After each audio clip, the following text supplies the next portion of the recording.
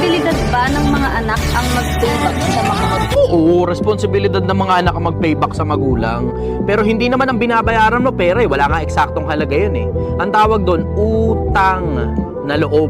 May mga bakterya na kapag nag-exist yung bakterya na yun, eh wala nang pakialam yung magulang nila sa kanila. Wala na rin pakialam yung mga anak dun sa mga magulang ng mga bakterya na yun. Pero ang tao, pag pinanganak ka sa mundo, dun pa lang sa panahon na pinagbubuntis ka, it takes 9 months. Na pwede ka naman ipalaglag ng nanay mo eh, pero di niya pinili ipalaglag ka. Tapos dun sa panahon na pinanganak ka sa mundo, hindi mo pa kayang tumayo sa sarili mong mga paa. Kailangan pa kakargahin ka, pakakainin ka, dadamitan ka, bibihisan ka, lilinisan ka. Tapos it will take you somewhere around 16 to 18 years para lang makakilos ka sa sarili mo, na kaya mo na sarili mong buto-buto. Tapos hindi ka tatanaw ng utang na loob sa magulang mo.